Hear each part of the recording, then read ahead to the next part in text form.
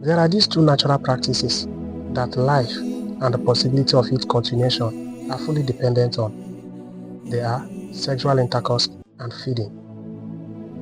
The lives of every creature in this universe and the possibility of their continuations are fully dependent on those two practices.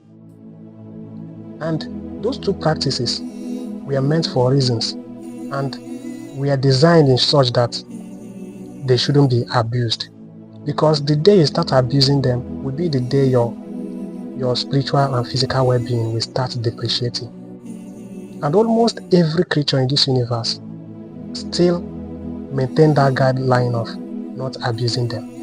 And that's why their spiritual and physical well-being are still almost intact. But you see, human beings, we are fond of abusing those two practices, especially sexual intercourse.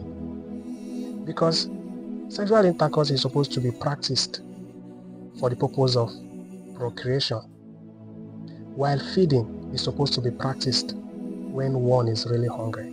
But in the world of today, we practice sexual intercourse just for fun. Even as married couples, if you should calculate all the sexual intercourse that you have practiced, you will see that 99% you just did them for nothing.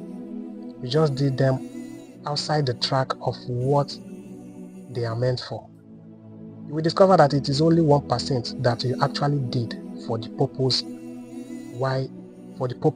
it was meant for. That is for procreation. On the other hand, feeding is meant to be practiced when you are really hungry. But in the world of today, we don't longer eat because we are hungry. Instead, we eat because it is time. We eat because it is time for breakfast. We eat because it is time for lunch, time for dinner, and so on. In fact, who programmed it that you must eat 3 times per day?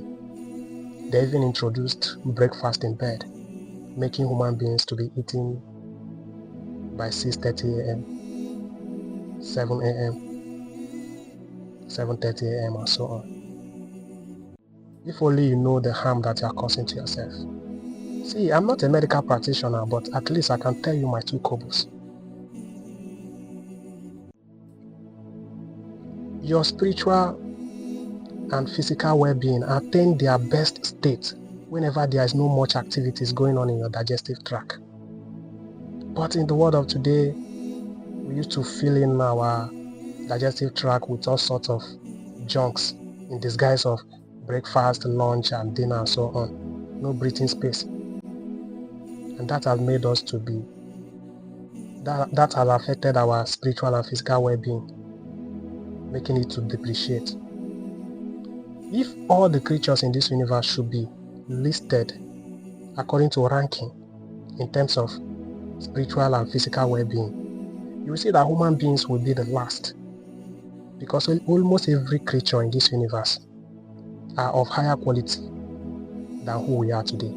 And that is because we are fond of abusing those 2 practices, while 80% of other creatures are still maintaining that guideline of not abusing those 2 practices.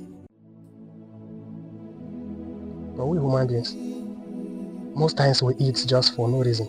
Not that we are really hungry, but just because it is time. It is time for lunch, it is time for breakfast, it is time for dinner.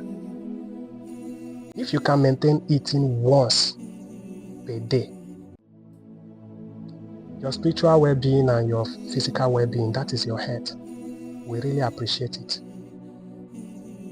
Because about 80% of all these petty ailments that we are facing today are from what we eat. And you and I know that we humans, our presence in this universe has made almost everything to stop being natural. Even the fruits that we think that are natural are no longer 100% natural, because on the process of farming, chemicals were used.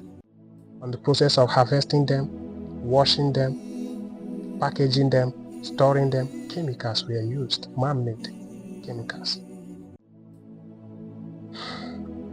I don't want to go deeper into that. But all I have to tell you is to limit abusing the practice of sexual intercourse and feeding for your spiritual and physical well-being.